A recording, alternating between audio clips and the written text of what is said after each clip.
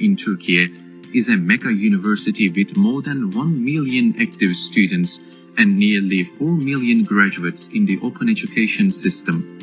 Anadolu University, with its advanced technological infrastructure, provides education and training services with 58 exam centers not only in Turkey but also in 39 countries of the world.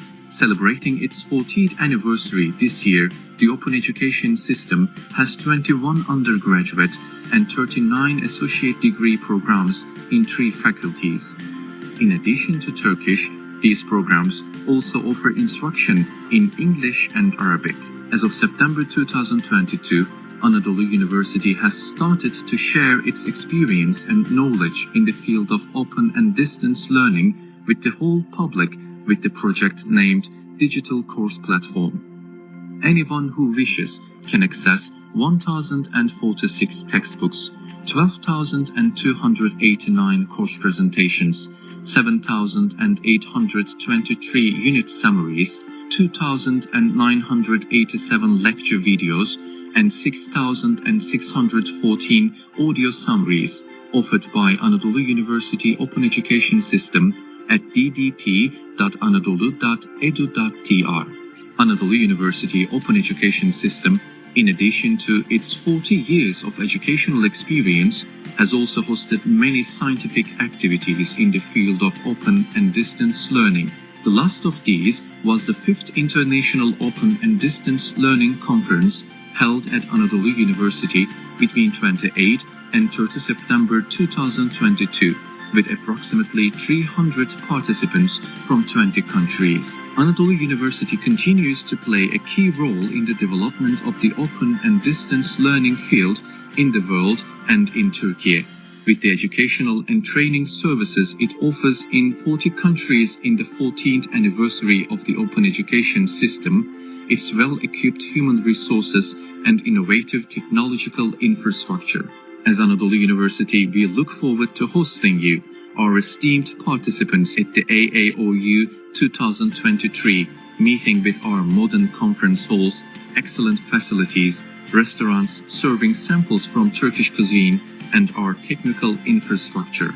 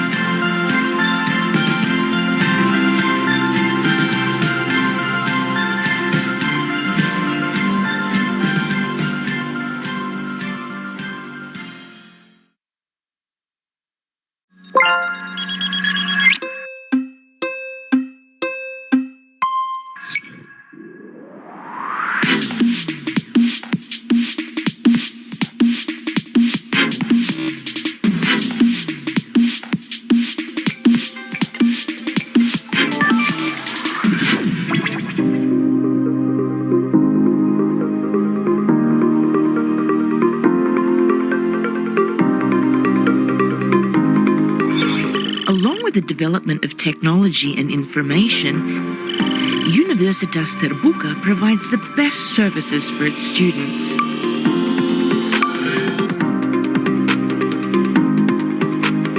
UT presents one of the superior applications called MyUT. MyUT application is here to make it easier for students to get various information related to learning processes. MyUT application has implemented single sign-on technology, or SSO. This application is an authentication service system to assist students in signing into a site or application.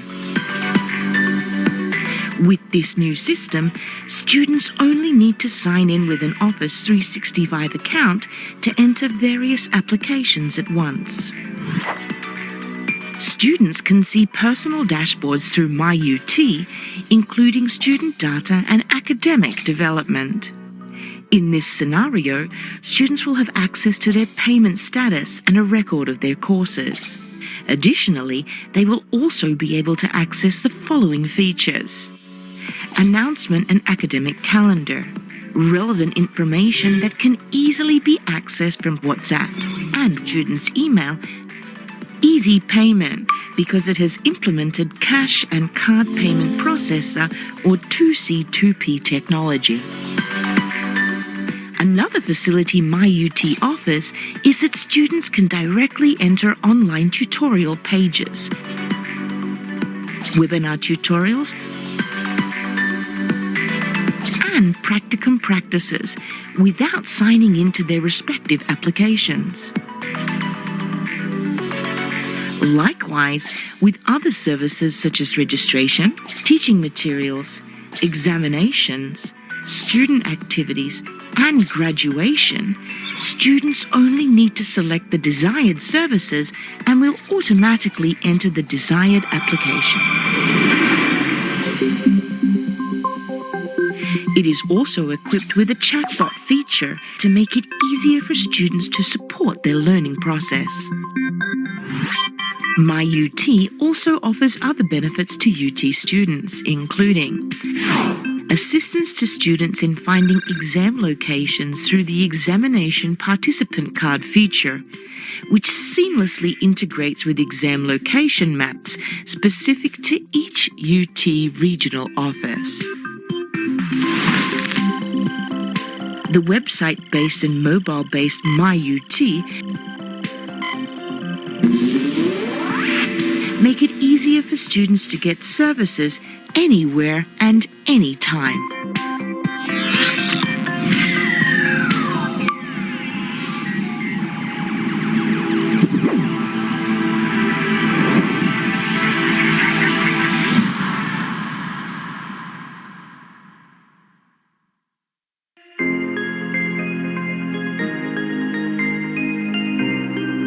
To meet the adequacy, accessibility, and quality of information systems, UT possesses sufficient network facilities, infrastructures, and optimal information technology services. UT has a data center that adheres to Tier 3 standards. The data center was constructed alongside the Disaster Recovery Center, DRC, situated in separate locations within the same region or island and off-site outside Java Island. Currently, UT has established 2 physically distinct DRC locations from the main data center. 1. Gedung Serbaguna, UT's first DRC location, is in a different building in the same area. This location contains a storage server and several servers for backup and emergency replacement servers. 2.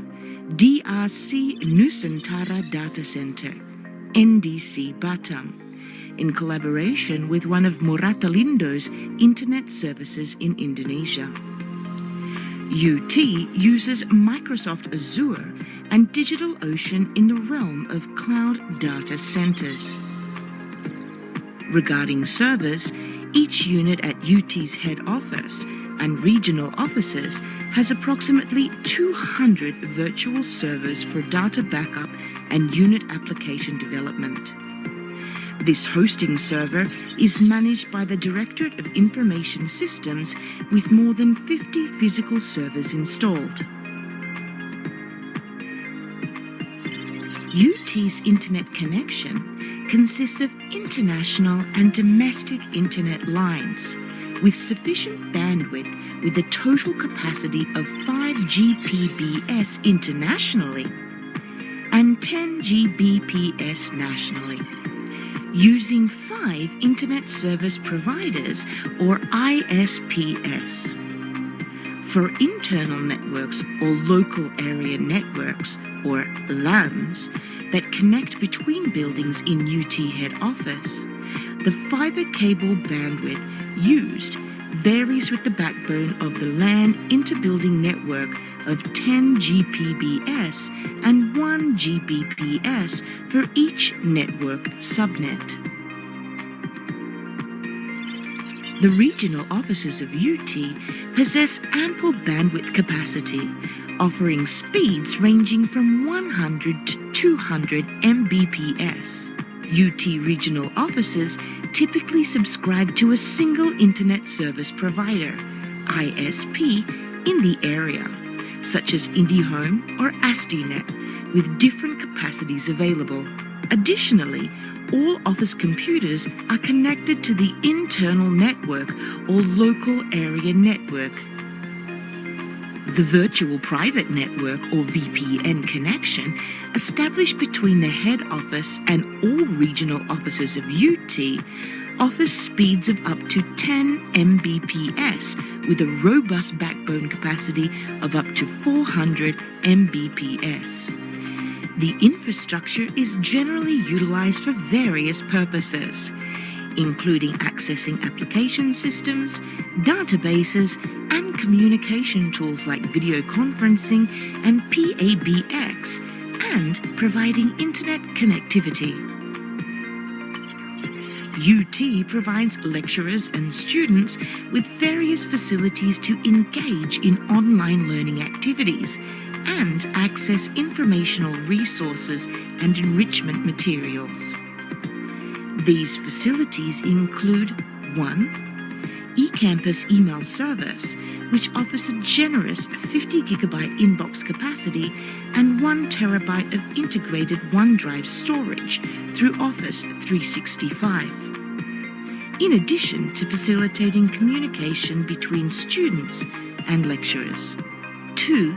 Complimentary access to Wi-Fi.ID hotspots, which is the result of cooperation between UT and Telkom. These hotspots are available at equipped locations and have been installed across all regional offices of UT.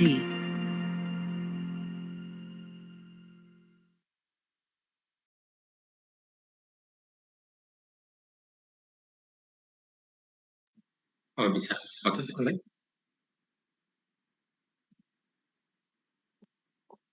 Bismillahirrahmanirrahim.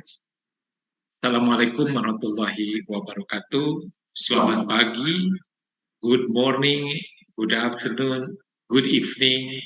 A very best wishes from Universitas Terbuka in Jakarta. My name is Rahman Budiman, Secretary General of the Asian Association of Open Universities. I would like to welcome to all participants coming to the webinar series in 2023. This webinar theme is aligning courses and career paths way to OFDL students. Before we start, I would like to thank the presidents of AAOU who is with us today, and also the keynote speakers. The first is Professor Dr. Siti Aishah Binti Hashim Ali, Registrar at Open University Malaysia. Terima kasih banyak sudah sudah menjemput undangan dari kami. Terima kasih for responding our invitation. And the second keynote speaker is Professor Mustafa Azad Kamal, Chancellor and Dean School of Business at Bangladesh Open University. And our today moderator is Dr. Fauzy Rahman Kosasih, Head of Office of Partnership and International Affairs at Universitas Terbuka. And ladies and gentlemen, before we begin our webinar, I would like to invite the presidents of the AAOU, Professor Ojat Darojat, M.Pd, to deliver the welcoming remark. Professor Ojat, the mic and screen is yours. Thank you.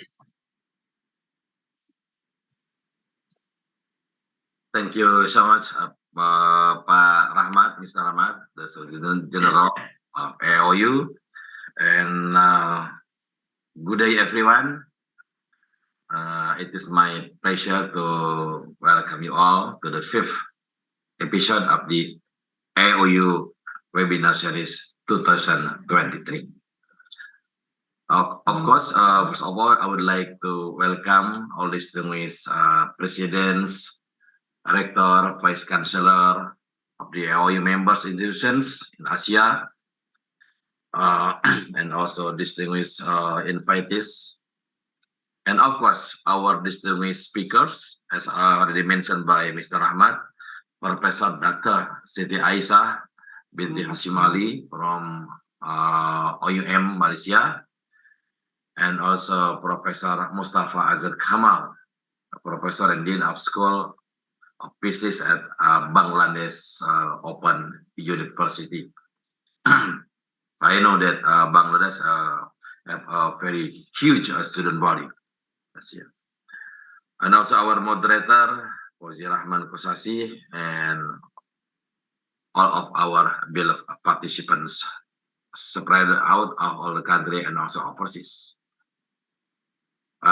Today, we gather here under the banner of the theme that resonates deeply with the essence of education's transformative power, aligning courses and career pathway for open, flexible, and distant educations. In this era defined by the dynamic shift in technology, economy, and global connectivity, our commitment to nurturing educational experiences that seamlessly integrate with the aspirations of our students has never been more crucial. And the convergence of academic rigor and real-world applicability is not merely a concept. It is the compass guiding us toward equipping our learners with skills, competencies, and insight that transcend classroom boundaries. As we deliberate on strategies to harmonize curricula with the ever-evolving demands in the job market and industry sectors, we affirm our commitment to nurturing graduates who are not just knowledgeable, access in terms of, but also adaptable architects of change in the society. So during this webinar, we have the privilege of hearing our expert from OUM and from Bangladesh, and practitioners who have experience in aligning courses and career pathway for their students.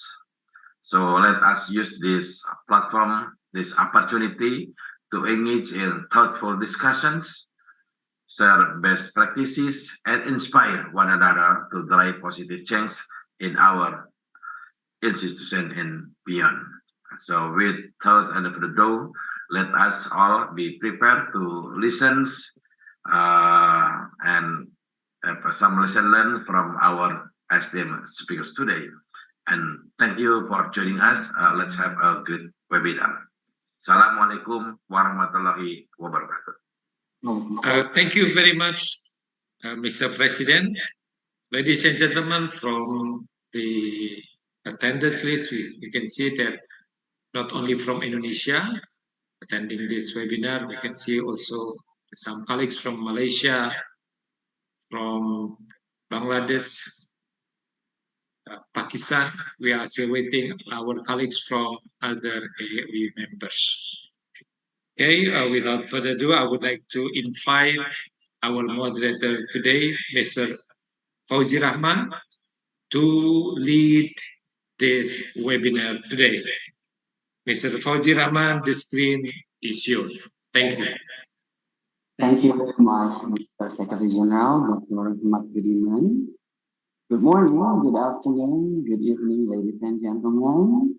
My name is Fauzy Rahman Kosasih from Universitas Terbuka, Indonesia, and I'm honored to be your moderator for the 5th AAOU webinar 2023 with the theme Aligning Courses and Career Pathways for OFDL Students.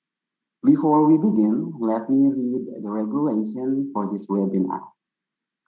First, before sending your question, please write down your details, name followed by institution or country, and then the intended speaker, for example, Mark from Universitas Terbuka to Prof. Siti Aishah. And the questions will be firstly read by the moderator once it is displayed on the screen, and the speaker may answer afterwards. And then there are several requisites of getting the certificate.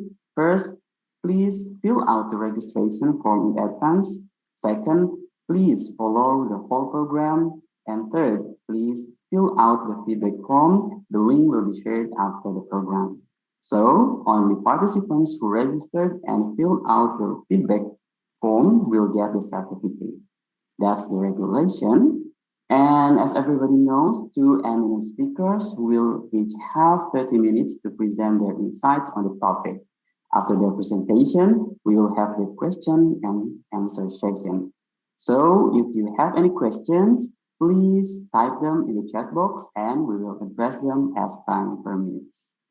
Without further ado, let me introduce our first speaker, Professor Dr. Siti Aishah Binti Hasim Ali. She is an accomplished academic with over 32 years of experience in teaching, research, and administration. She has held various roles, including Chief Executive Officer of International Open College and Registrar or General Manager at Open University Malaysia. Her dedication to education and academic rigor has been recognized through numerous awards, such as the Outstanding Women Corporate Leadership in Learning Experience and Technology Excellence Award, and a fellowship in mathematics from the Malaysian Mathematical Society. With a strong background in applied mathematics and mathematical physics, she has published extensively in open, flexible, and distance learning, as well as applied mathematics, addressing topics like fractal growth patterns, mathematical modeling of battery behavior, and electrolyte concentration analysis. She has combined her academic pursuits with active involvement in various professional organizations and community service initiatives, demonstrating a commitment to her field and society. Now, please welcome Professor Dr. Siti Aishah, and 30 minutes for your presentation, please. Okay, thank you very much, Dr. Fauzy. Okay, let me try and share my slides. Okay.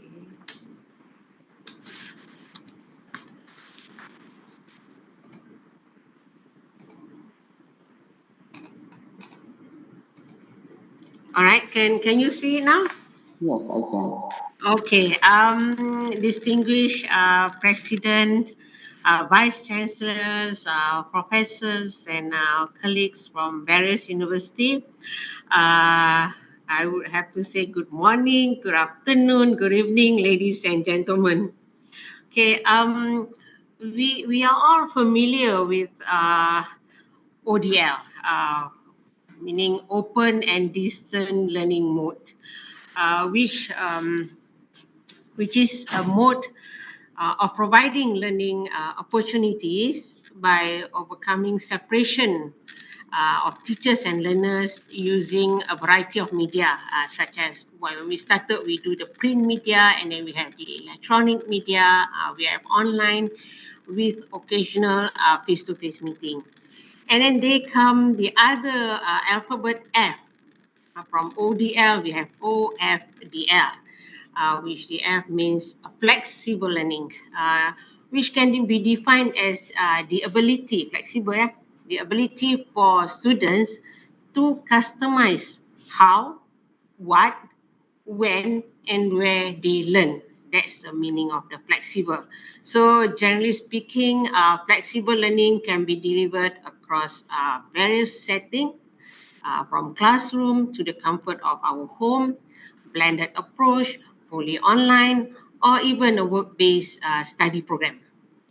Hence, this idea of flexible learning will allow students to decipher when and how they will learn by tailoring their own courses, according to their capabilities.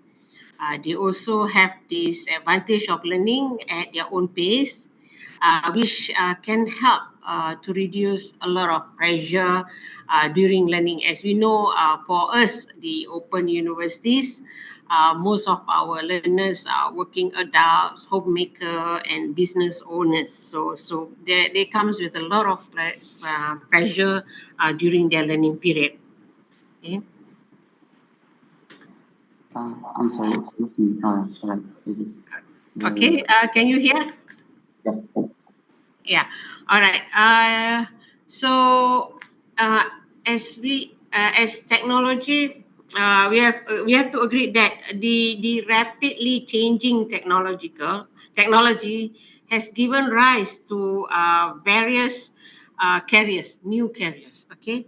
Hence, our potential learners need new skills that are not offered traditionally. These careers requires new capsules of skill that can be standalone or that upscale existing skills.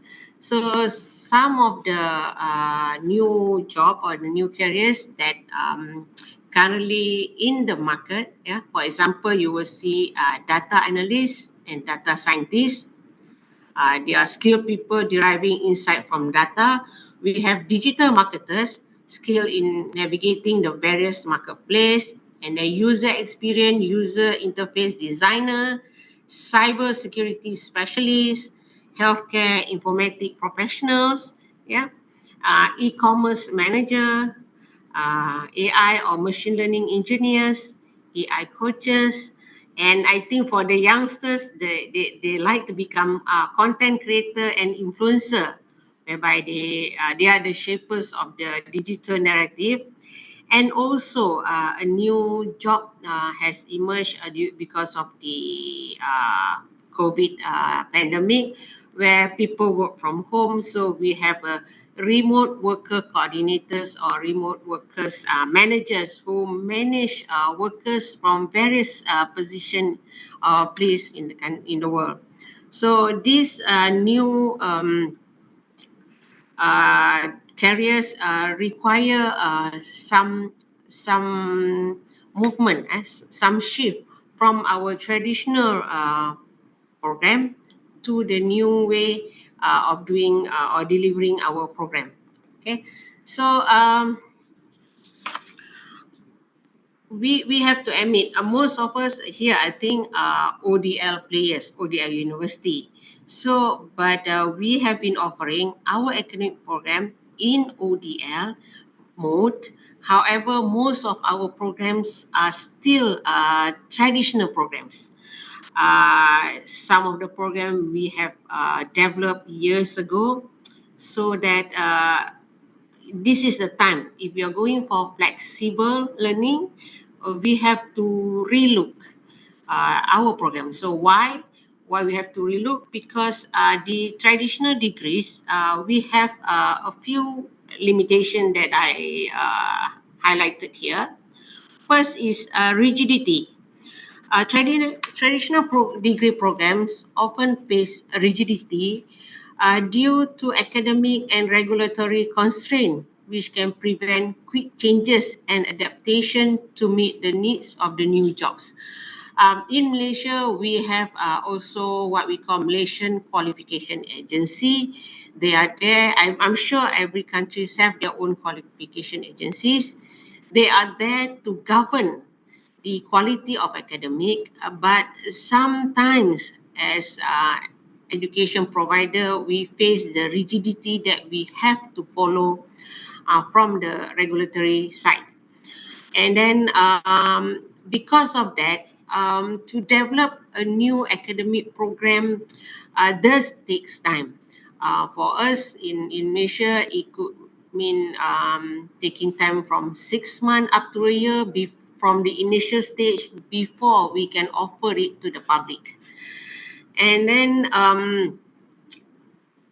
this is what I find that being from the previously I was from the traditional university, the full-time university, and then when I switched to open university, I find that what we have done before, most of the traditional degree programs offered often place a strong emphasis on theoretical foundation, which can sometimes result in less emphasis on practical application. We have to admit the theoretical knowledge is very important and it's also crucial for students, but it's also crucial for students to have opportunity to experience the real world situation and gain practical skill. so that they can be employed by the next employers. Okay.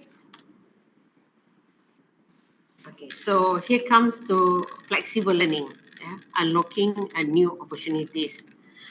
To address the challenges faced by the traditional degree program, it is important to consider flexible education models that are designed to align academic pursuit with industry requirement.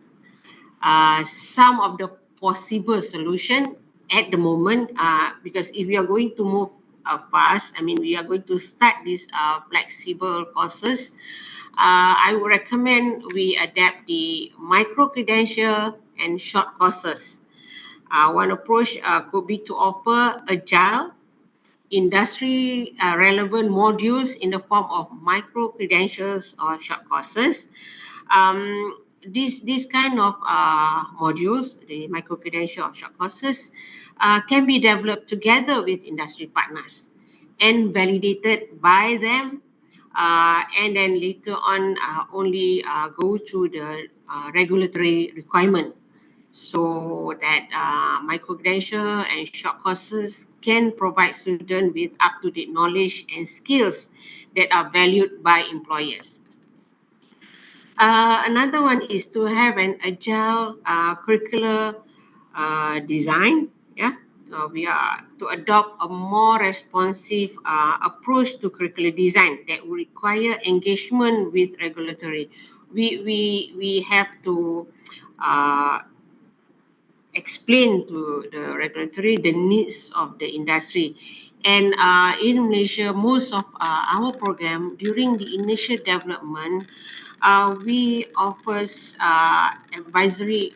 We also bring in the people from the industry to become advisors in our advisory board. So that's, I think, a good way to go about. Hands-on learning. Um, we internship, yeah, here we have started with internship. Most universities have started with internship, so I believe that this hands-on learning is good. The internship for the student to practice whatever they just learned in their textbook, and also not just internship for student, but maybe a short sabbatical leave for staff, to be to be stationed in the relevant industry, so that there's understanding between what is needed in the academic world and what is needed in the industry.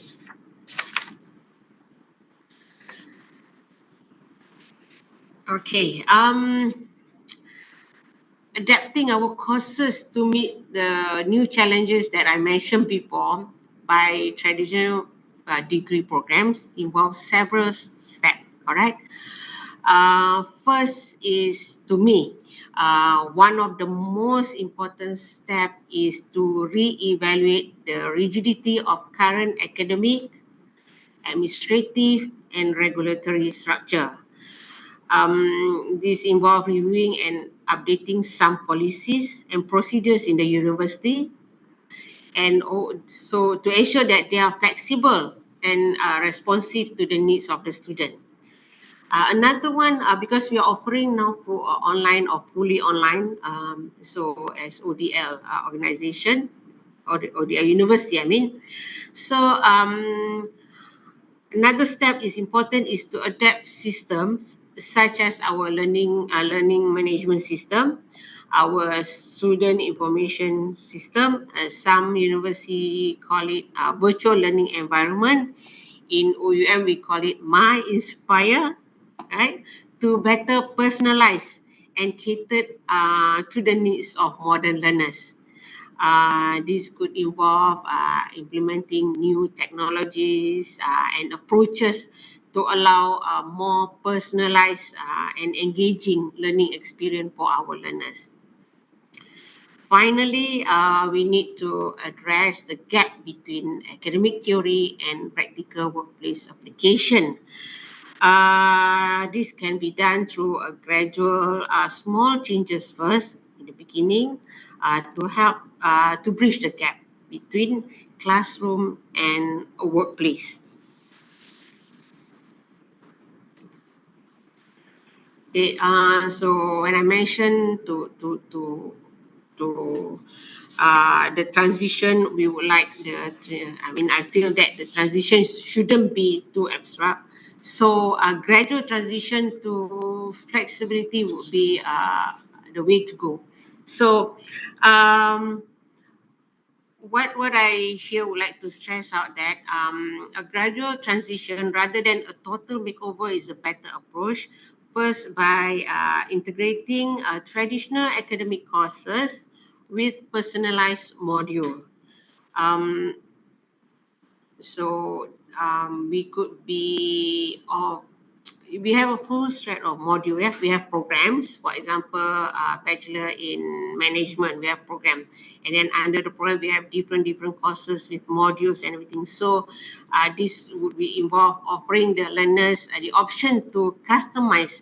They have a good range of selection of modules that they want to bring in. This idea is somewhere like when you walk into a hotel or restaurant on a buffet mode. Yeah, you go into buffet. So you have the basic, where you have rice, you have pasta, you might have bread. That's the basic. That means that's the foundation of the program. And then the what we call in here in Malaysia is the compulsory courses. And then you have the student have the elective courses. So that elective courses is the various dishes that we serve in our buffet. So student can pick and choose the dishes that they want to be served with their rice, for example. So this is how we integrate the traditional academic courses with the personalized module. And then another one is to creating an environment where conventional teaching methods and innovative approaches exist. So we have to experiment with some new teaching methods, some new pedagogy and approaches during our delivery, and hope to support and give to support the student for their success. Okay, when we talk about the flexible and the job market for the new students, how we would like to align the courses and career pathway for our OFDL students. So I feel that the dynamic curriculum development is critical. So one of it involve collaborative industry partnership. Yeah, we incorporate insight from industry expert to enhance our academic offering. As mentioned just now, the industry academic advisory board bring them in at least one or two in our academic program so that they can uh, educate us or even enhance us what are really needed out there by the industry. And also not just at the development of the new program, but it has to be an ongoing process, continuous discussion, collaboration, visits with the industry. Okay. Um, okay. Now we have mentioned about the industry, the engagement. We have mentioned the designing of the curriculum, but all this can happen if we did not look at our faculty members. That means our lecturers, our academics, because the alignment of these courses for ODL cannot be achieved if our academics remain stagnant. Hence, to me, faculty development is crucial. Our academic must be empowered to navigate the new, more changing educational landscape. They must strive to be proficient in digital pedagogy. So that with this proficiency will enable them to deliver education in various formats, both fully online and blended. And then they have to be adaptive in teaching methodologies. Uh, and lastly, continuous professional development for our academic. There are new pedagogy approaches, skills, and up-to-date technologies in online teaching, in the flexibility teaching that they need to master and become better at it. So looking into all that, program development, new curricular, industry relationship, and the improvement of the skills for our academic, I think slowly, this implementation of this new system, we have to move into um, um, to switch from the fully online to switch to fully OFDL mode, open, flexible, distant learning offering. I will have to suggest that we go in the beginning, we have to go the hybrid mode, hybrid mode. This is to harmonize the tradition with innovation. We can't get away 100% now from the traditional degrees where we have to confine ourselves to the regulation, to the qualification agency, but we have to move with innovation to help.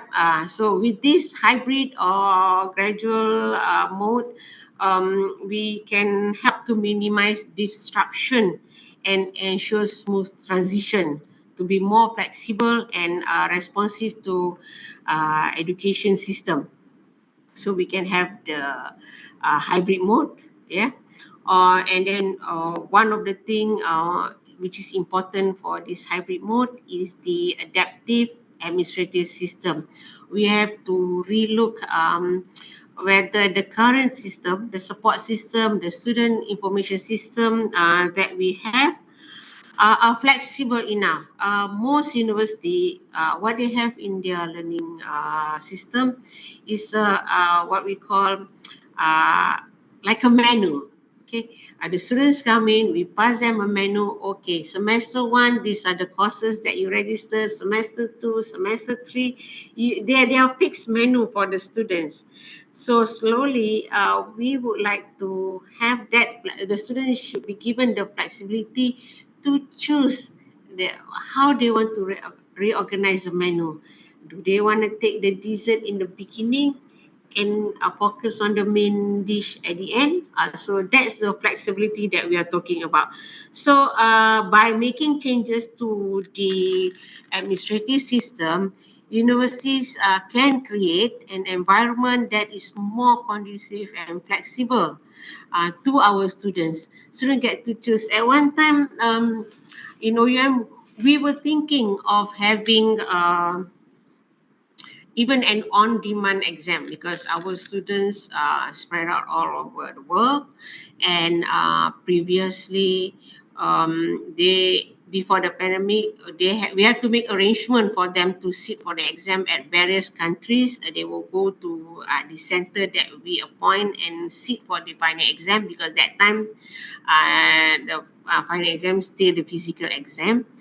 But we find that some of our students, especially the students who are in safety area, they are away for a long period. So how do we cater for them to take the examination that they missed during the exam week? So we were looking into on-demand exam. But when pandemic kicks in, we are allowed to deliver our examination online. So we didn't pursue that because the online has allow our student to sit for the exam wherever they are, and there's also the take home essay type of exam that they can do on their own time. So in a way, the pandemic, I know the pandemic is bad for us, but in a way it has in a way push our universities, especially those ODL universities and even conventional universities, to adapt this ODL delivery. And I hope that with that comes the flexible in the way we delivered our program to the student.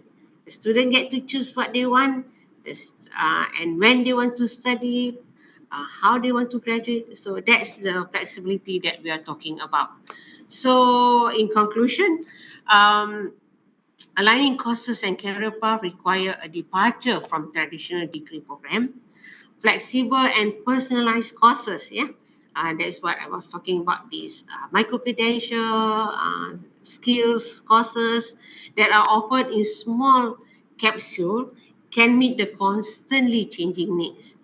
The evolving nature of new careers necessitate flexible learning and where that provides immediate and practical value. So universities must foster an environment for that. So universities must change also their administrative and a bit of procedures to adapt to this new flexible learning. Hopefully by embracing a graduate approach, uh, by working with our industry partner, by nurturing and our educators in the new innovation, universities can make this change to the OFDL with minimum disruption, and also it can benefit our young learners, especially with the new career that is available for them. With that, I ended my talk with the list of summary of my talk just now. And I would like to again thank you to firstly to Pak Ojat Darojat and to Pak Rahman for inviting me to talk a bit about these new ideas. But I'm truly honored. Thank you very much. Dr. Fauzy, I hand over to you. All right. Thank you very much, Professor Siti Aishah, for insightful and excellent presentation. So there should be a holistic and simultaneous cooperation between university and industry to bridge the alignment of industry demand with OFDL students' career pathways. So please give her a virtual applause. And ladies and gentlemen, if you have questions for Professor Siti Aishah, please type them in the chat box. We will have the Q&A session after the second speaker finishes his presentation. And before we move on to our second speaker, let me remind everyone of regulations for this webinar. So before sending your question, please write down your details, your name, followed by institution or country, and then the intended speaker. The questions will be firstly read by the moderator once it is displayed on the screen, and the speaker may answer afterwards. And then here are several requisites of getting the certificate. Please fill out the registration form. And second, please follow the whole program. And the last one, please fill out the feedback form. And the link of the feedback form will be shared after the program. So only participants who registered and filled out their feedback will get the certificate. Now I would like to introduce our second speaker, Professor Mustafa Azad Kamal. He is the treasurer and the dean of the School of Business at Bangladesh Open University. He holds the position of professor in international and development economics and has over 25 years of experience in open and distance learning. He serves as a member of International Academic Board for Commonwealth Executive MBA and MPA programs and institutional open leadership fellow of Creative Commons. He represents Creative Commons Bangladesh chapter and mentors the Open Education for Better World initiative by UNESCO. His focus lies in research, policy development, and awareness building regarding open educational resources, open education, open access, open data, open science, and open government. He published numerous papers, books, and training modules. He has participated in conferences worldwide, sharing his experience as a speaker, presenter, and trainer. Now, please welcome Professor Mustafa Azad Kamal, and 30 minutes for your presentation, please. Okay. So is the sound okay? Is Yes, it clear? I can hear you clearly. Okay. I'm going to share the slides.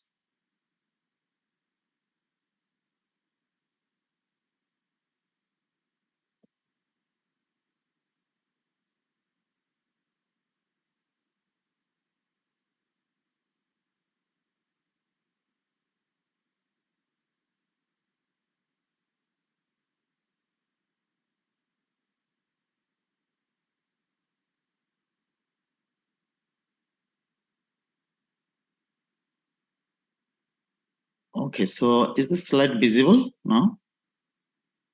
Yes, it is. Okay, thank you. So this is Professor Mustafa Azad Kamal from Bangladesh Open University. I will talk about aligning the courses and career pathways for OFDL students in Bangladesh, thoughts and experiences. Since my previous speaker, she covered most of the things which are very much related to OFDL, so I'll not repeat all those things. So what I'll do, I'll just share my thoughts and some of my experiences here in Bangladesh. So what we are doing with ODL and what we are looking for, especially before COVID and after COVID. In the beginning, this August is the month of mourning for Bangladesh because in 1975, on 15th August, our father of the nation, Bangabandhu Sheikh Mujibur Rahman, he was assassinated with most of his family members. And I would like to recall him and his family members with full respect. And I would like to start with just recalling his dream for Bangladesh. And I will focus on some of our the directions of the country, economic and educational, to align with the OFDL practices in Bangladesh. So in the beginning, let me introduce you with the history of ODL practices in Bangladesh. We started in 1956. So it was not a university. That time there was no university. So it was a center. Then it continued, and 1992 we got the Bangladesh Open University. And Open University actually got a lot of programs, a lot of initiatives. So after the establishment of Open University, we had a number of programs and study centers and initiatives. So what I will share here one by one. So you can see we have now 63 plus formal programs. We have non-formal programs. So a lot of non-formal programs are coming up. And we have 600,000 plus students now. And the students come to the study centers once a week. The number is 1,550 plus, and we have 24,000 plus teachers and tutors all over the study centers who are facilitating the tutor services among the students. The centers are actually spread all over the country. You can see this is the map of Bangladesh, and this is the head office of Bangladesh Open University, and centers are spread all over the country. In Bangladesh, actually, Bangladesh Open University is the only public university, or you can say the only university which is providing the open and distance learning all over the country. And these are the centers. You can see these are the regional centers, and under the regional centers we have the local centers. We have 12 regional centers, 80 local centers, and so what I mentioned, that number of study centers, more than 1,500. In Bangladesh, we have a vision which is called Digital Bangladesh Vision. Government started with this vision, their journey in 2009. And with the Digital Bangladesh Vision, we actually are working toward the empowerment of the citizens through open and distance learning, so that the Digital Bangladesh Vision can be achieved very soon. And now we moved to Smart Bangladesh Vision. So from Digital Bangladesh Vision, we move to Smart Bangladesh vision. So we had a target to create sufficient number of smart citizens, and we want the smart economy and smart government and smart society. And so that by 2041, we can have or achieve the smart Bangladesh. So it will be, we are dreaming for a rich country by 2041. And a lot of initiatives are going on in Bangladesh now. Even in COVID, you know that our growth rate was positive. And government got a lot of initiatives. So we are trying to align all of our educational activities toward that direction. And during COVID, you see, huge job loss happened. Huge number of job loss happened. And this is being recovered now. But the interesting thing, what has happened is these new sectors actually came up. So the sectors previously existing were not doing that much better. With the new sectors are coming up. After the COVID, we saw the agro-food and healthcare services. These sectors are growing very fast. So the requirement of manpower and human resources have been increased in this sector, in these new sectors.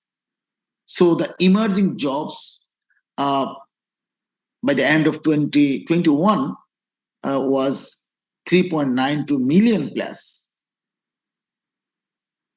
And what happened in COVID, because I'm telling these things because when we talk about open, flexible, and distance learning, we have to consider the context. So why open, flexible, and distance learning is important. So we can see the income has been reduced a little bit during COVID. And the main reason was, you see, the most of the cases, the income was decreased. The main reason was they had to change the jobs. Change jobs came up, and a lot of factories were actually laid off. That means when the new sectors are being opened up, so the people who are engaged in the existing industry setup, they cannot cope up with the new system, and they need some additional skills and some sort of empowerment. Otherwise, they cannot be employable in the new situation.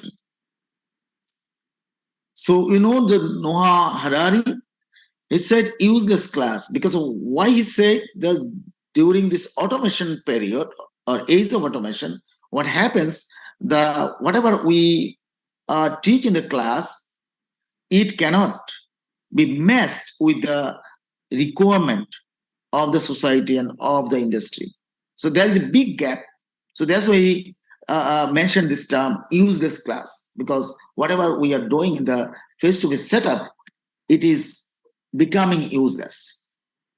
And Thomas Frey, you know, he is a futurist, and he said, if we continue to insert a teacher in between ourselves and everything that we need to learn, we can't possibly learn fast enough to meet the demands of the future. That means what he indicated is the presence of teacher in the face-to-face setup is no longer that much important, because the society is being changed very fast, and the people or citizens or students, whatever the employees, they need to learn new things by themselves. So if they expect that they have to go back again and again to the institutions, it will not work. So that means he is indicating that the lifelong learning is important in this case. If you look at our present context of OFDL, what we are doing,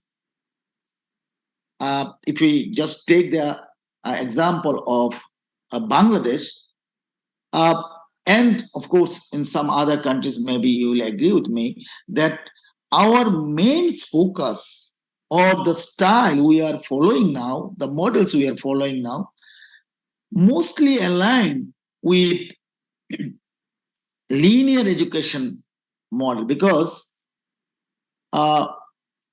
we just providing some sort of knowledge so that the people can use that and get a job. So most probably that kind of practice is now kind of obsolete in terms of the demand of the society. So this is one thing. And second, a model we can think non-linear education, where we can identify the future, but not clearly identify. In the first model, we identified the future was clearly identified. So maybe we can go back 60 years back or 70 years back.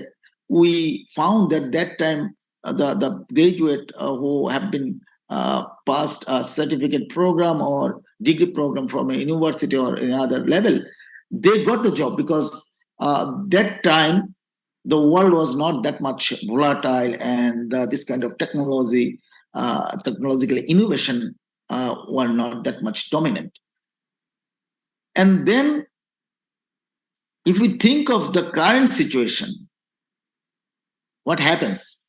The students doesn't know, actually the students at the university doesn't know what they will do after their graduation. They are not familiar with their jobs, because the world is being changed very fast.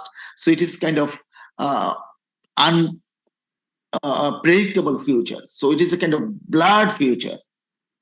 So when we practice ODL, or we can say OFDL, what happens?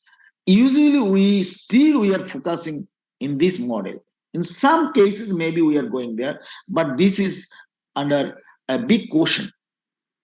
So that's why I use the term empowerment.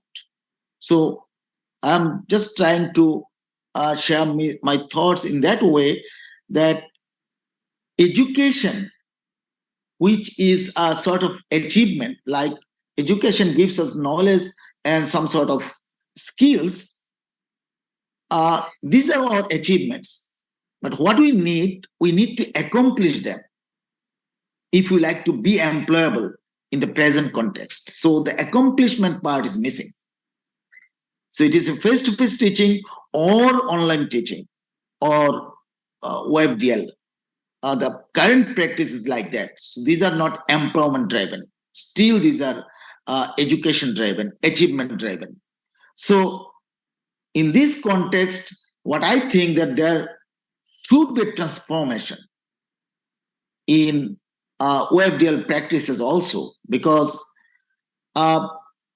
you see, still our mindset is very much rigid. When we develop the curriculum, the teachers and the experts and the management, so they got little bit a rigid mindset. Still, the rigid mindset is there.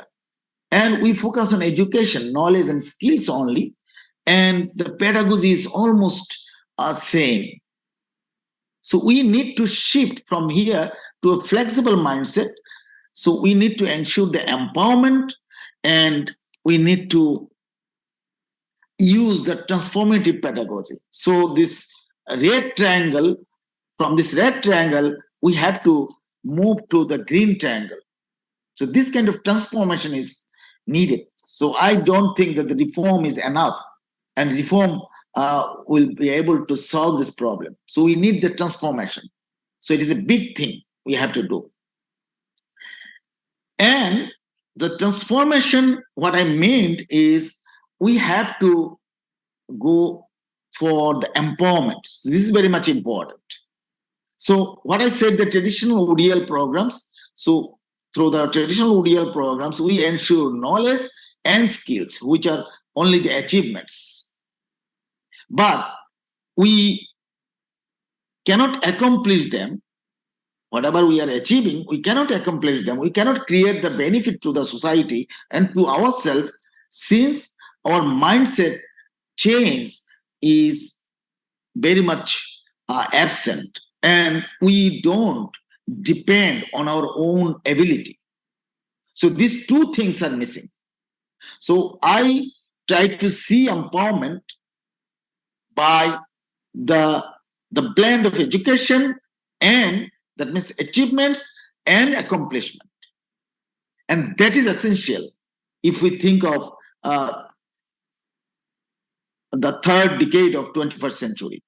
If you think of fourth industrial revolution, we have to align our education. If we like to align our education with fourth industrial revolution, what we call fourth education revolution, if we like to see that happens, we must focus on empowerment, not only on the achievements. So that's why what I think that the ODL programs or OFDL programs should be competency based as much as possible. And there should be the empowerment hubs and empowerment focus within the programs, within the courses. So if we consider the context, what happens? Previously, actually, there was a scarcity of knowledge and information, but these are abundant. And you know, the exponential growth is being happened because of the revolution of technology and because of internet and because of a lot of other media. And previously, maybe to scale up our system or education or our activities, we had to use the technology. But now we can use the technology for personalization. Previously, maybe we were very much worried or very much concerned about the bell curve when we grade the students. Now, the guidance for continuous improvement is essential, and mastery learning is essential. So, this kind of shifts are being needed now. And previously, maybe age and stage-specific learning was okay, but now lifelong learning is essential. Teacher-centric environment, still it is existing in most of the universities. So teacher-centric environment to the self-organized learning environment is very much important. So this kind of switching or transformation is needed. So what I call so. So at the same time, you see the AI has came into the scenario, and we need AI empowered education. If we like to do better in the fourth industrial age, we need the teachers, teacher-less learning environment in most of the cases. If we like to if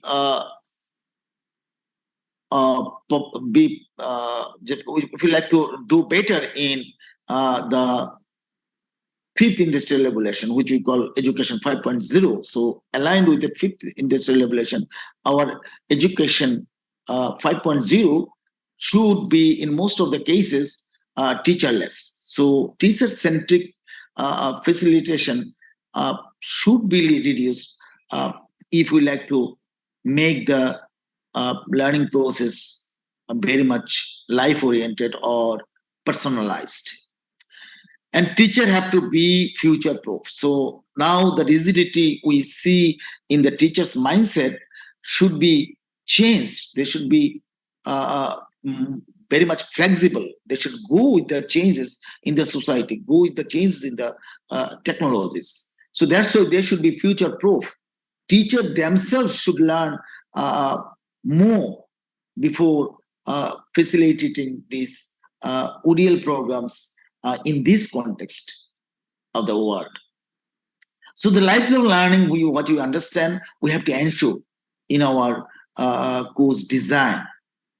So this is very much important, because without the lifelong learning, whatever the effort we are making to go with the careers, it is very difficult, because the job nature, even within same job, the type of the works are being changed very fast.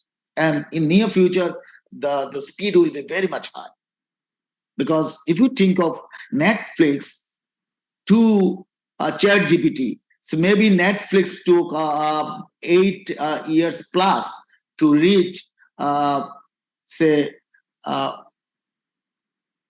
10 crores people. But now, ChatGPT, they took 2 months to reach those number of people. So that's why the speed of this change is growing very fast. So lifelong learning is a must. And what we can do with the courses and the teaching process. So what I mentioned that we have the rigid mindset, we have still we believe in the physical infrastructure and pedagogical rigidity is there and adaptability is very slow and more focus on classes. In some open university, you'll find the face-to-face classes are very much prioritized and some face-to-face courses are now launched within the campus also. So it is not wrong, it's okay. So maybe side by side, the face-to-face teaching learning can be there. But when we talk about open, flexible, and distance learning, we need to be very much careful about the contents because what kind of contents will we use? So the contents we are using in the classroom, and if we use the same content, same design for the distant learner, it may not work well. So that's why we have to think of the localized cases. So we have to focus on more and more assignments maybe. They have to be engaged in the communities and their experience should be used as resources. And when we are using more technologies, online platforms, we have to be careful about the copyright issues. This is very much important. And we have to use the OER. And we have to know every teacher and students, they must know the repositories where the open education resources are available. And they must know about the copyright issues because now we can download anything very easily from internet. But if you are not aware of the copyright issues, that will create another problem. So when we talk about ODL contents, we have to be careful about that because we are using now technology and we got a digital footprint now. So whatever we are using, so it is recorded there and anybody can just claim if we are violating these copyright issues. And of course, we can use the open data, open softwares are there and MOOCs are very much available. And in Bangladesh Open University, just we redesigned our BBA program. So, you know, the sailor.com, they had a lot of open courses. So the online courses also, they have the open textbook. So what we are doing in our BBA program, we are using, we designing now. So maybe in 2 months, we will adopt that. So we are trying to use all these online courses. And so these are the micro credentials for in that platform. So they will create a landing page for us, and the students will go through these online courses, and we will give some credit waiver if they can complete these courses into our BBA program. So this kind of RPL method we will use to transfer the credit, and we will use the open textbooks in most of the cases. If we develop the materials, that's fine. But if we personally don't develop the materials, we will go for open textbooks. And I personally prefer the open textbook because we don't need to repeat the same thing. So in most of the cases, what happens, the textbooks are almost similar.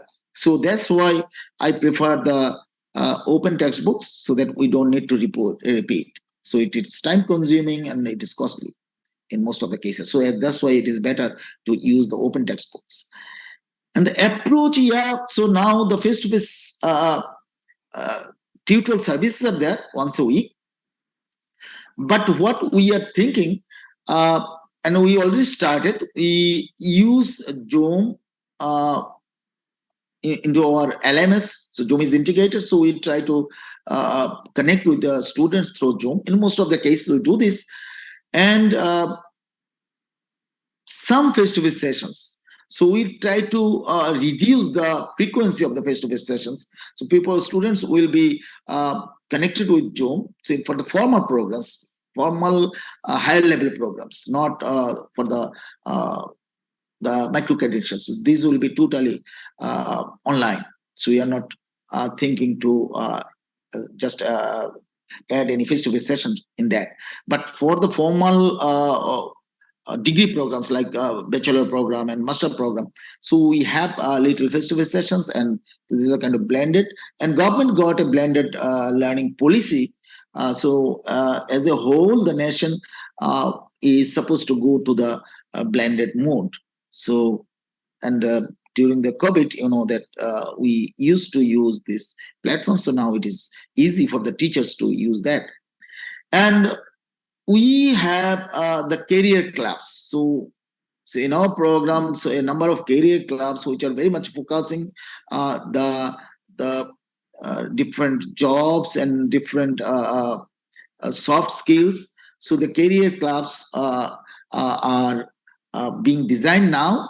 So we'll adopt this, and we want to do something with the community. Students will be engaged in the community in the new program. So they will submit their assignments, and throughout the whole program, they will have some projects at their community level, at their own community level, and so that the social enterprise can be developed by themselves, so that they can be empowered by themselves. So within the program, we try to ensure these things so that the students can be empowered. And academia industry collaboration and student and open business talk. So this is another initiative going on with our faculty. So we created the open business talk for the teachers and the students. So the teachers, they sit once a week together, and they discuss different issues relating to research, curriculum, the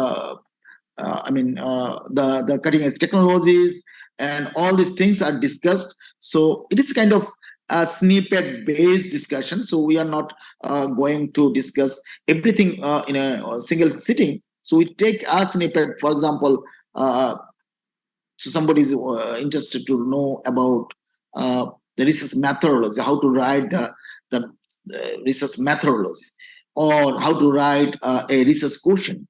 So these are the issues we discuss. So a lot of discussions are going on every week. So now there is another open talk is going on. So I was supposed to go there, but I'm here. So maybe after this session, I'll join. So this is another thing. And also the students, they're connected. They have a lot of forums. So they're connected for these open talks. So open talks means they share between each other their experience and the ideas about the upcoming concepts and upcoming issues with the societal changes.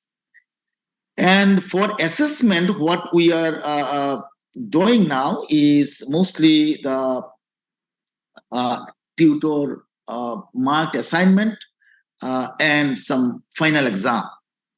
So what we are now planning, and it is in design phase, we are trying to put high emphasis on formative assessment. And for the skill courses like language course, computer course, so these will be totally competency-based courses. So we will not have any written exam for those things, but we will have the test centers. The students will go to different test centers.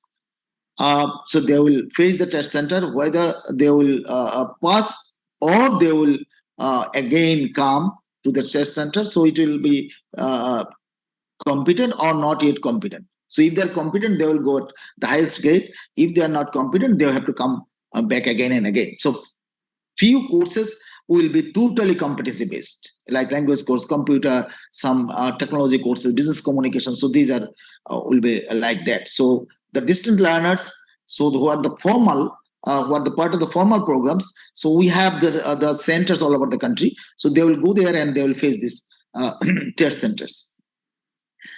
And so what I mentioned, that for the skill courses, we will give competent or not yet competent, so single grade. And we have an arrangement for peer assessment. So this is another. So on the platform, so we are trying to create the forums so that they can go for passing their comments on their fellow students. So that is another option. So what we are trying to do now, switching from teaching mode to learning mode. So we have open flexible distance learning, but it is in total, the practice is not up to the mark. So that's why we are just focusing on learning with high emphasis.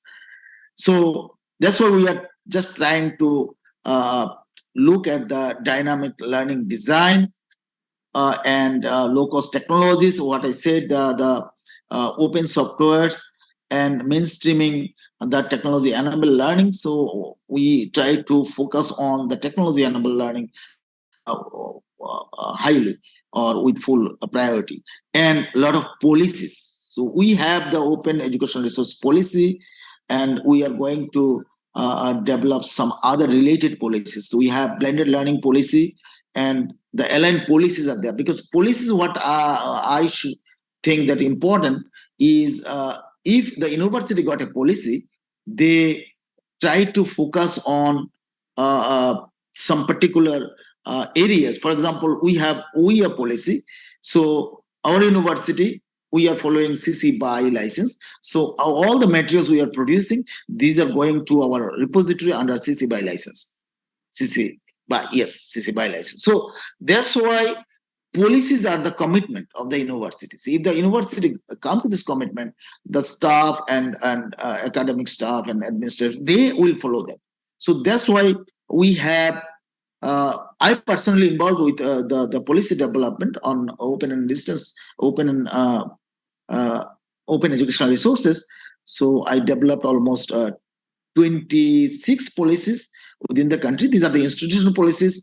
Also, we drafted the national OER policy. This is with the ministry, so maybe it will be adopted very soon. And also, of course, I visited other countries like India and Sri Lanka to help them develop the policies also.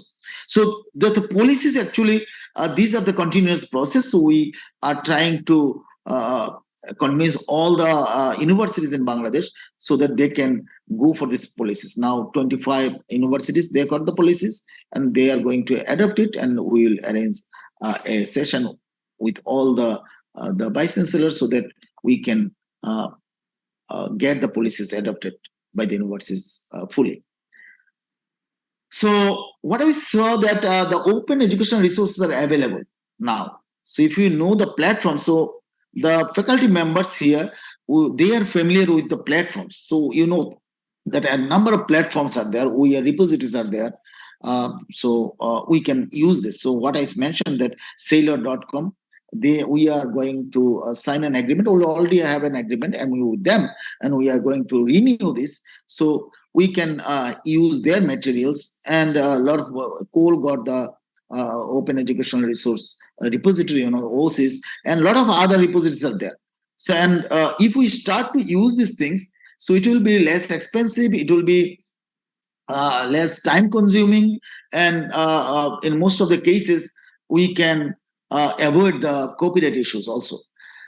And what strategies we have to do in this case, I believe that these three should go together.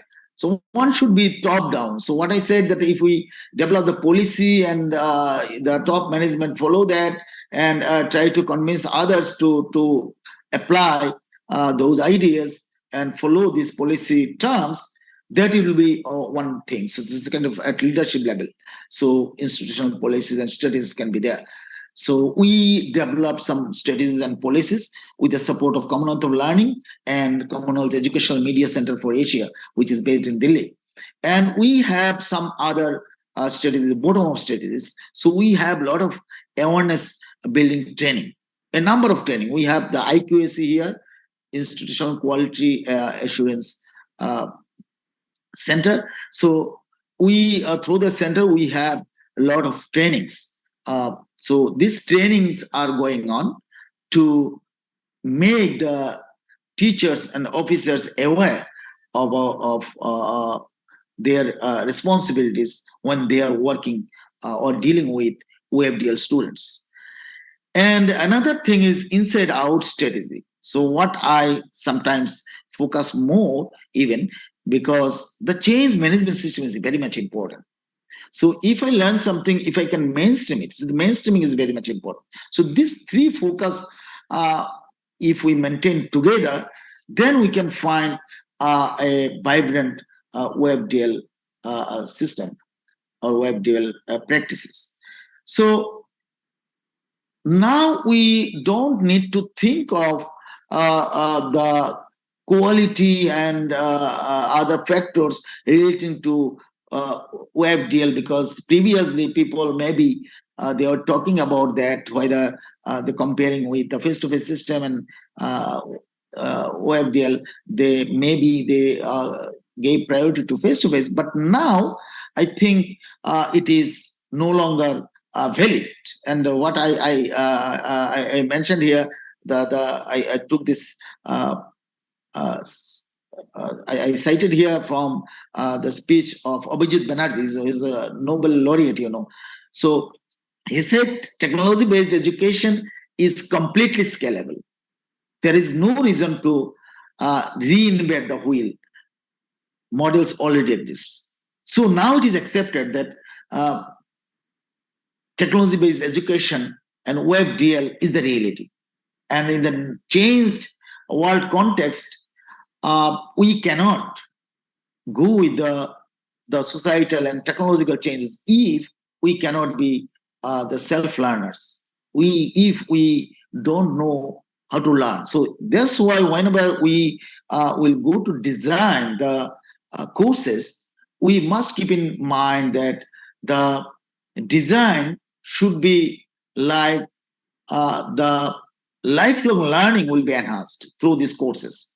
The focus should not be like one-stop learning, and the students or learners will not know how to learn. So the focus should be like that. So students will be lifelong learner. So whatever design we are going to do with our courses, especially with the ODL courses, so our focus should be student experiences, the community engagement of the students, and their enthusiasm to learn more and more by themselves, so that they can cope with any kind of changes in the unpredictable future. So that is very much important. So now the question is whether we will play the role of ostrich or giraffe. So that is very much important. So if we look at the future, we have to ensure that the changes are being done very quickly, and we have to be future ready. The students should be future ready, and teacher should be future proof. That is very much important.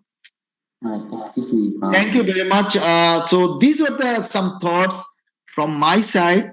So I actually didn't go to the whole programs going on at Bangladesh Open University. Just I gave the snapshots on the activities and my thoughts, especially shared here, if it works or not. Thank you very much for giving me the chance to talk here.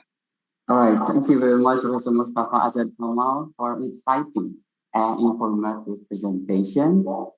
And I conclude that from your presentation, due to a dynamic change in industry sectors, we need to transform from rigidity to flexible and transformative mindset and pedagogy, as well as fostering OER and learning, followed by supporting policies. So, ladies and gentlemen, please give a virtual applause for them. Now we will proceed to the question and answer session, as we already collected questions from the participants. Here is the first question. The first question is for Professor Siti Aishah from Ramadan, Indonesia. Regarding the micro-credential courses, how is it grown up in Malaysia, and how is it recognized by the industry and government? Please, Prof. Siti.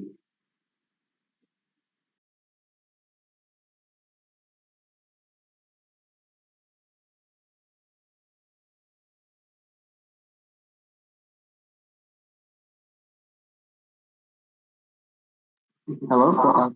Aishah. Are you still with us? Or we'll move to the next question first. Prof. Siti Aishah.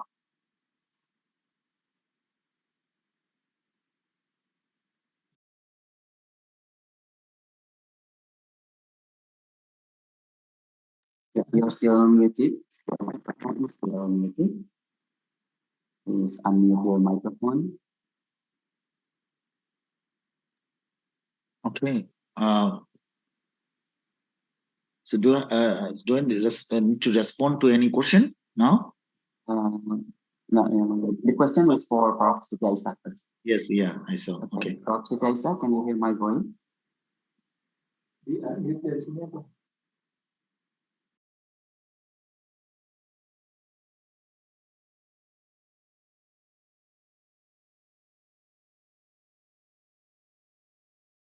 All right, or we can move to the second question. Okay. All right. Sorry, All right. just now I cannot unmute myself. Okay, so thank you very much for the question. Okay, micro credential in Malaysia is relatively quite new. It's a new idea. For I can say about OUM. Okay, in terms of OUN, what we do is currently what we're working on is we have our, like I say, example, our program Bachelor in Marketing. Okay, and then we have the courses, maybe digital marketing. And then from that courses, normally it's the 3 credit courses.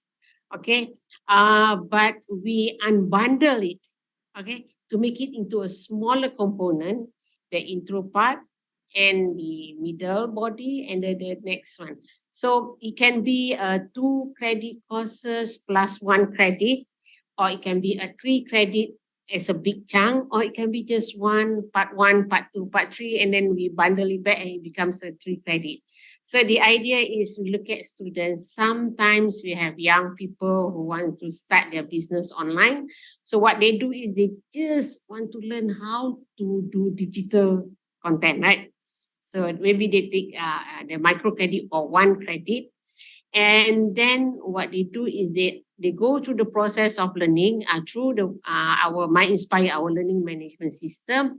And we also give the option whether you just want to learn through and get a certificate, or you will sit for the exam and you earn the credit. That's what we are trying to do. Once you earn the credit, you get your credit bank. We will park into a credit bank. So we have under your name, and then there's credit you earn. And you are able to take up as many courses. Currently, we are targeting maximum of 30. So for 120 credit hours program for a bachelor, normally is 120 credits. We are going to allow maximum of 30 credits you can take through micro credential.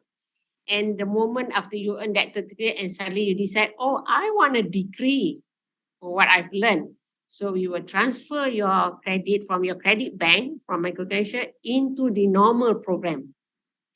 And you save maybe about a year and you can enter your second. So that's what in plan that we are trying to do with our micro credential.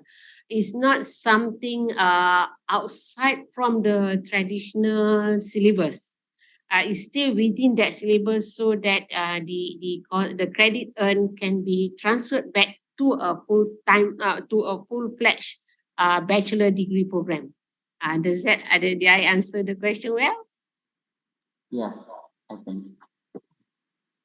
Thank you, Prof. Siti. And we move to the second question. This question is for Professor Mustafa from Husna, Indonesia. Thank you for a thought-provoking presentation. Do you mean that in the future, teachers or human beings are no longer fully needed as AI will replace them? Very tricky question, because the future is very much unpredictable. I don't know what will happen in future, but what we understand, if the teachers are not future proof, then they will be in trouble. So I don't know whether in near future, the teachers will be totally disappeared. So maybe the mood we are belonging now to is it will not work. So that if as a teacher, if I don't change myself, or if I don't equip myself, or if I don't be future proof or future ready, then my responsibility will be there, but it will be kind of what we in economics we say disguised unemployed. That means our productivity will be zero. So that's why if I am a teacher, I need to be future ready.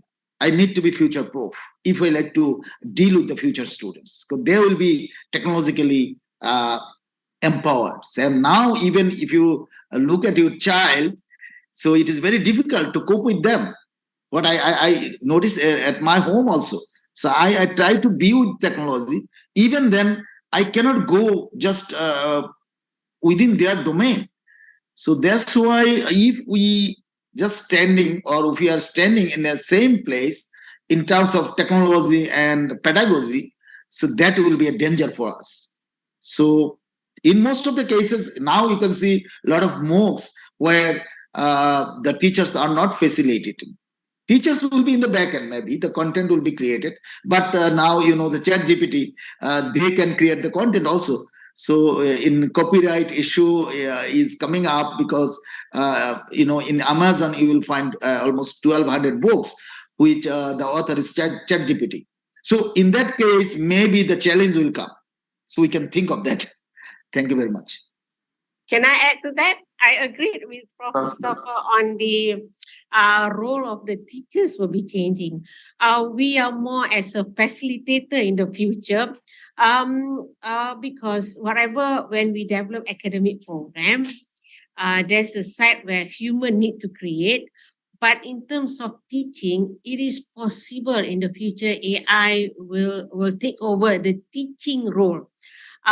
Previously, before in my previous organization where we are involved in the internet intelligent tutoring system, due to limitation, we can't do much, but is to have a tutor who can teach like a human, where they will teach, because I'm mathematics, we will be step by step in math problem. So in the future, yes, I would say, yeah, Prof. From Mustafa, is possible teachers' role are not into teaching, but into designing, into curriculum development, into integrating the technology that we have. Because ChatGPT is there, but if we didn't fit in an intelligent question, the answer that you get is not intelligent. So that's where teachers come in. I would believe that. Okay, thank you. Thank you for the additional response. More thing I can add here, because if you think of what I mentioned, the empowerment. So if you like to ensure the empowerment among the students, so they have to have a mindset, and also they have to have the belief on their own ability. So the values and ethics, these will come forward. So as long as we are moving toward a technology-centric society, so these values and ethics, these are missing. So the personal touch of the teachers will be there in some form. Maybe the technology will take a lot of responsibilities, but the teachers, if they are equipped with this kind of support or abilities to support the students, that may be existing till in the technology-based society or in the fourth industrial age. Thank you very much. Yeah, thank you. I think we got a message from both of the speakers. And let's move to the third question. It is for Prof. Siti Aishah from Associate Professor Dr. Rosina from Open University Malaysia. Considering the rapid advancement of technology, how can ODL be adapted to incorporate micro-entrepreneurial skills, ensuring that learners are not only relevant but also employable in a dynamically changing job landscape?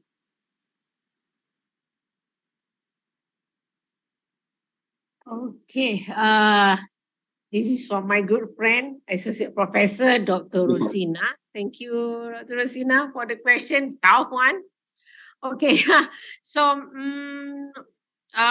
that's why we slowly, what I mean, I can't emphasize on the drastic changes because we have regulations to meet with our agency, qualification agency, and so. But slowly, to have that micro entrepreneurial skills, that's why the syllabus that we are offering now, we have to adapt more on that practical side, so that the students, for their practical training, their internship, things like that, it can be break up rather than currently some program 2 semester off from the university and they join the industry. It could be in terms of making it into chunking.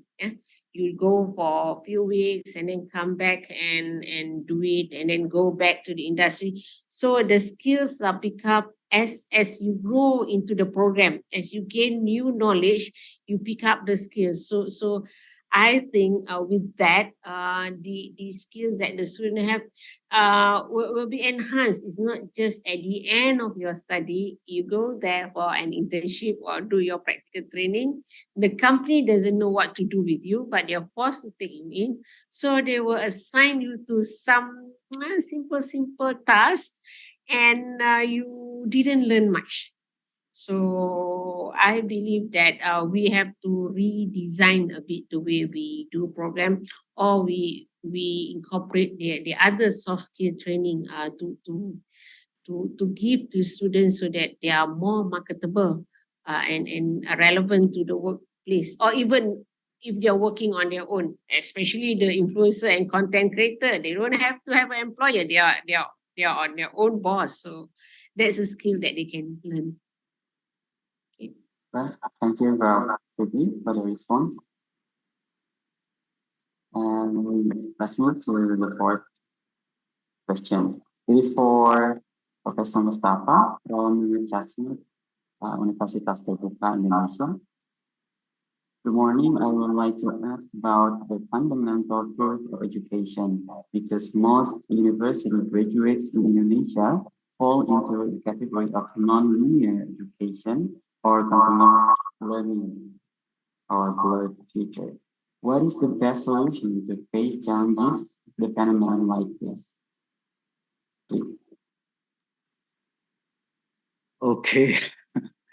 So another very difficult question, but I think the solution, what I think that we have to believe in the ability of the people.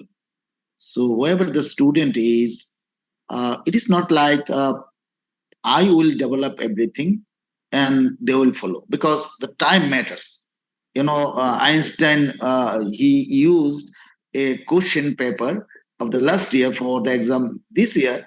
So then someone told that you shared the same question this year. So he said, don't worry, the answer will not be same.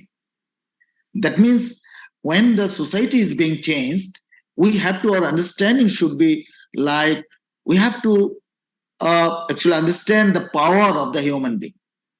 So if a learner is given the authority to think themselves, so I think that should be a good solution. If we focus on the learner's own ability, if they are engaged in thinking. For example, if we engage the learners or allow the learners to engage in the community level, so maybe they can take small projects and they can submit the assignment out of that. So if you can go beyond the memorization, what we are doing now, we are giving them the textbook, they are memorizing, they are coming to the centers and sit the exam. So we have to change our mindset first. So if we believe in learning, so learning means he or she will perform in the real life with this kind of achievements, and they will be able to accomplish. So in that case, if we focus on the accomplishment part more, then the solution will come. But now we are focusing on the achievements. What I said, you have knowledge and skills. These are the achievements which are being given through our current education system. So the new system should focus on education is there, fine. So minimize it, because the knowledge and skills they can learn from the online courses, MOOCs, a lot of things. So if you can connect with them, what we are going to do in our BBA program, so if you can connect with them and we can focus on that part, the accomplishment part, they will be engaged in the real life situations, in the industry, in the community level, so that they can be empowered by themselves. They can take the challenges, they can understand the challenges, they can understand the changes in the society. So that can be one solution. And solution lies with the students, with the learners, not with the teachers. Now we believe that the solution lies with the teachers. If there is a good teacher, learned teacher, students can learn more. But what I believe that we have to allow the students to use their experience or create their experience by themselves. So teachers' role should be like that. Thank you very much. Yeah, thank you, Prof. Constantine. And we still have questions for the speakers.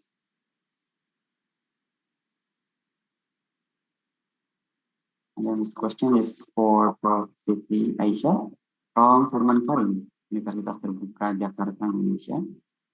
Can you give us an example of a hybrid learning environment that can merge conventional and contemporary methodologies to facilitate seamless integration?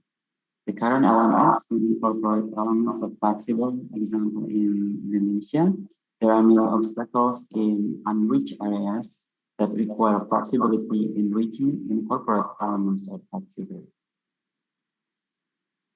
Okay. I think this morning we have very tough academics asking me questions, and from Mustafa must agree to me. Okay. I can share a bit. We are also at initial stage, so it's not that this is being tested and approved and everything went well yet. But at the moment, when we want to do this hybrid learning, we are thinking of the flexible mode. So we have the normal, we already have our, we have developed for quite a number of years. We have been using our own LMS. We have developed from my virtual learning environment, and now we call it MyInspire. That's a platform where the student goes in, meet the lecturers, and attend their tutorials, and whatever need to be done for learning process. But from that MyInspire, there is a center that also in charge of developing in the doesn't follow the conventional 100%. So we have another MyInspire, the learning management system, but just to cater for our students who are taking the academic but short courses or the through micro credential. We are still building up our micro credential platform, so that the students doesn't who are just testing the program by taking micro credential, they doesn't have to go in the full-fledged system. They can just try out at this another learning management system and do that. Hopefully, by doing that, the hybrid comes from a student taking, for example, I said just now, maybe a bachelor in business administration, but interested to become an entrepreneur, but the course is not offered in the conventional, so they took it through micro credential. They enter the other platform and took it as micro credential in entrepreneurship, for example. And later, if the credit bearing is transferred back to the program.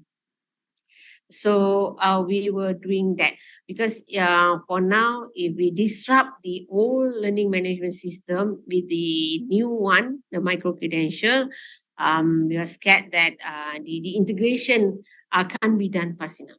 So it's better to have a separate. For my point of view as a registrar, the students who just come in and try out our micro credential, they are not actually our full-fledged student, not our registered student. They are just testing the water, just trying out this fully online work for them. Or maybe they just want to learn a few topics at one time.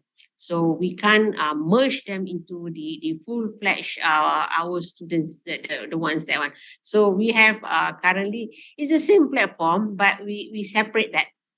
So hopefully if the new platform can be merged, we can have together, but sometimes it's good to separate things, because when regulation comes, the qualification agency comes and inspect, they would want to see the full program, right? How much learning hours, whatever. So this one goes on a different mode, the flexibility modes, and maybe in the future, this is where for microcredential, we would like to test out and see, can we offer the program without lecturers, just AI tutors, so we can test it out there without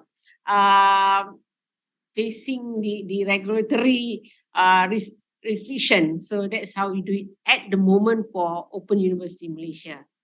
But I think different universities have their different ways of doing things, the hybrid way. All right, thank you, Prof. Siti, for the response. And then we still have another question. This question is for Professor Mustafa from Associate Professor Dr. Rosina from OUM. Considering the traditional role of teachers in education, how do you respond to concerns that teacherless learning might compromise the depth of knowledge, interpersonal skills development, and individualized guidance that educators typically provide to students?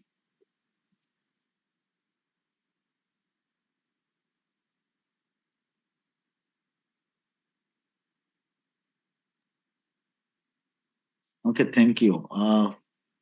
The question is almost similar to the previous one. Is the role of teacher, if we can define that, then actually we'll see.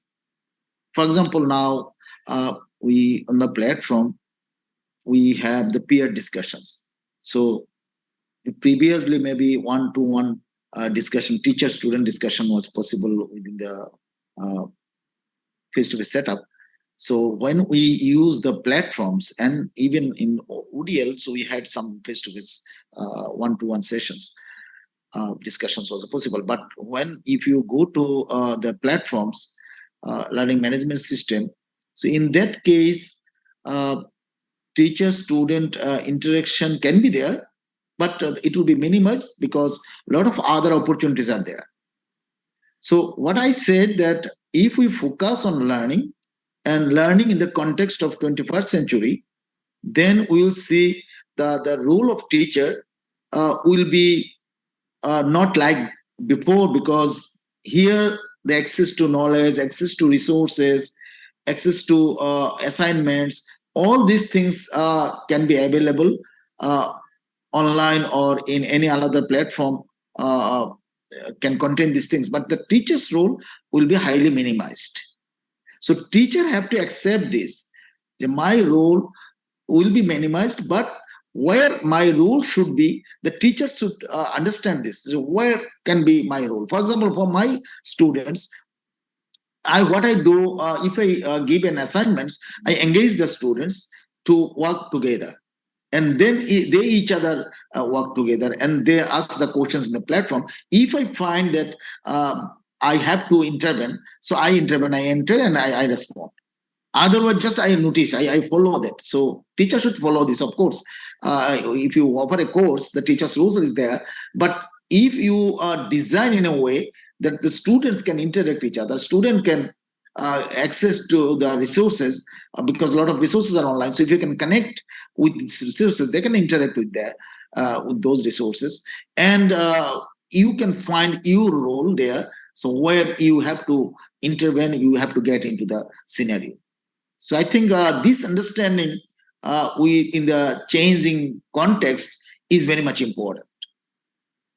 Thank you. Yeah, thank you, Mustafa. And then this question is for Prof. Siti from Universitas Terbuka. Mostly, the curriculum cannot catch up with the development in market demand. In ODL setting, developing a curriculum takes time, as it includes developing learning materials, and other products.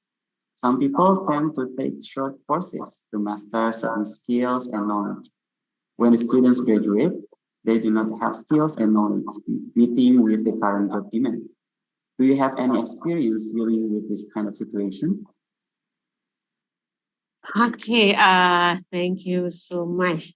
Is it from Pak Rahman? I don't know, maybe another Rahman. Just joking. Okay. Yeah. As I mentioned in my talk, developing when we want to develop program, we have always started with the traditional program development, very theoretical.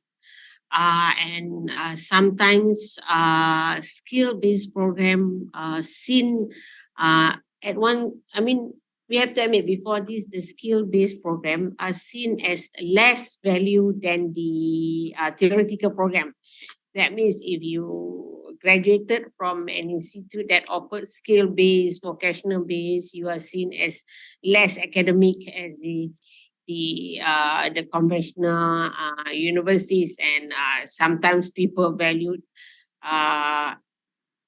public university as higher ranking than the private university.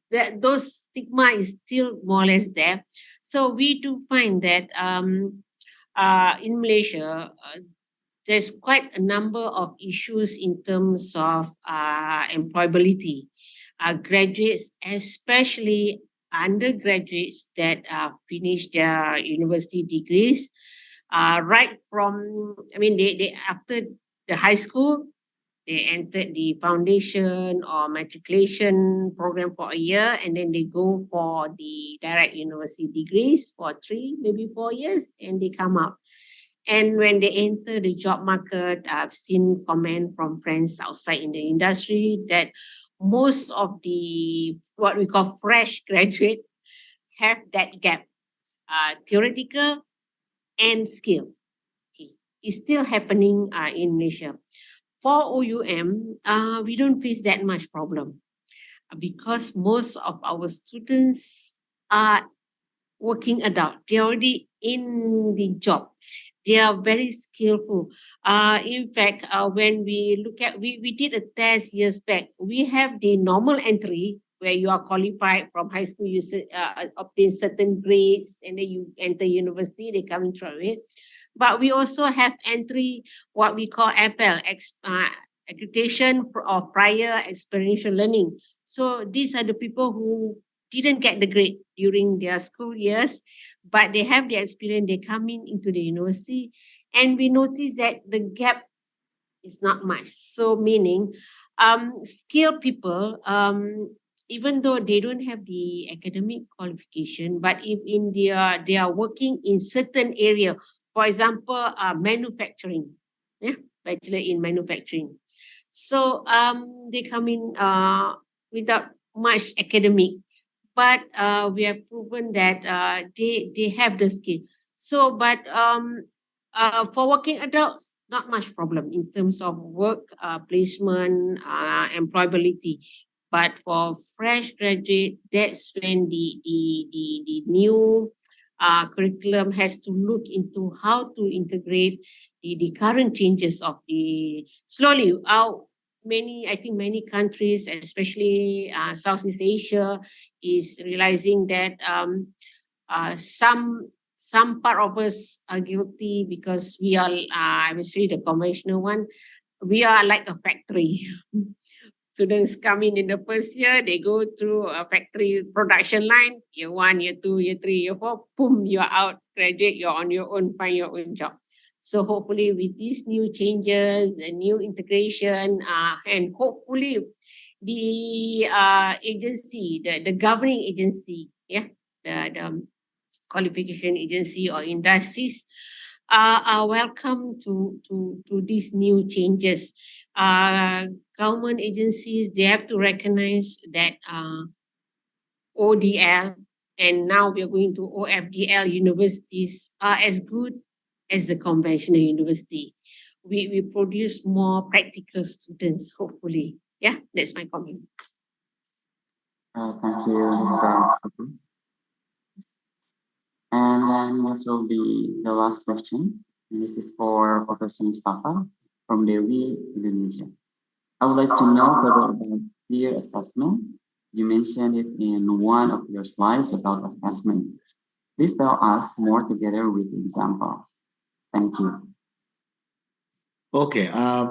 Yes, the peer assessment actually, especially what we do in case of assignments or quiz, what I do, just we taken a quiz in the class and I give it to another student.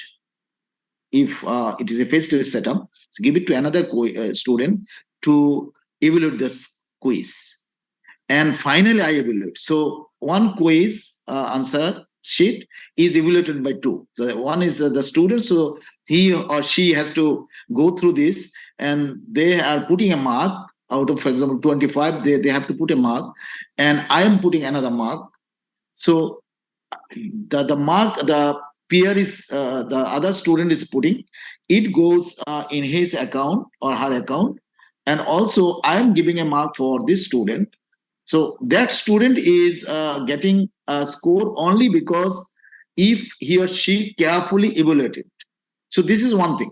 Another thing is in the platform LMS, the students are responding. For example, we through a kind of title or a topic, the students are and interact with themselves. So that is very much helpful. What I found that. And in most of the cases, in terms of the midterm and second midterm 2 exams, if they are coming to the centers, so all centers are not under our control. Some centers are spread all over the country. So what we do, so the same thing is done in the other tutorial centers. The students, when they come to the tutorial session, so in that case, they are just facing this kind of situation. So you have to go through in this way. And for the midterm and other exams, in some cases, the final exams, we go for open book exam. So if it is on the platform, totally open book, and the questions are very much critical, so that they can have to go through all these materials and other resources so that they can answer. So this is how we try to manage.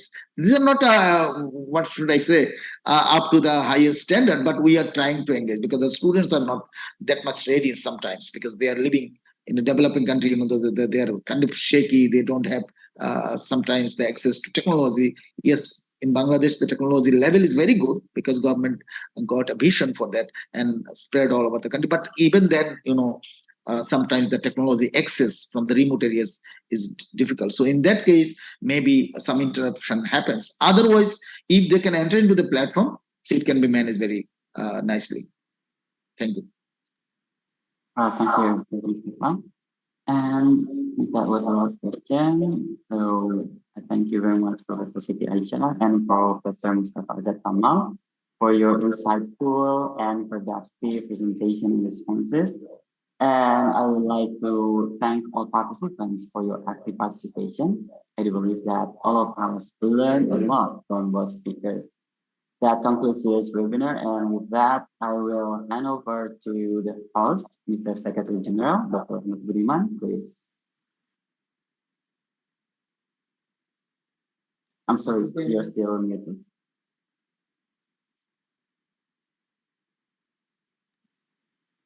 Okay, thank you, Pak Fauzy. Once again, thank you to our distinguished speakers, Professor Siti Aishah and Professor Mustafa Azad Kamal. Very interesting discussion. And then from our report that there are still some questions that need to answer, but as we do not have much time, and we hope that the audience or the participant can raise the questions on the YouTube. So our keynote speakers today will answer directly on the YouTube channel. Once again, thank you very much for our keynote speakers, and then also to all participants who have already asked questions. And then before we move to the other programs, I would like to hand over to our keynote speaker today, virtually certificate of appreciation. The first one is to Professor Dr. Siti Aishah Binti Hashim Ali.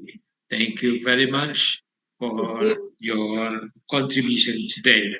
And the second one is to Professor Mustafa Azad Kamal. Once again, thank you very much. And the last one, I would like to present this certificate of appreciation to our moderator, Mr. Fauzy Rahman Kosasih. Once again, thank you very much to all participants. I have some announcement. The first one is I would like to invite all of you to submit your article to the AAOU journals. Once again, the AAOU journal now is indexed in Scopus and it is now ranked Q1. And for you, and I would like to ask you to share this information to your colleagues in your university. And then the next one that I would like also to invite all participants to check our website regularly for some important information. And then next, the last one, I would like to invite all the participants to complete the feedback. Once again, I would like to remind you that completing feedback is a requirement for participants to have certificate. Jadi Bapak Ibu sekalian, excuse me for using bahasa Indonesia, mohon mengisi feedback untuk mendapatkan sertifikat.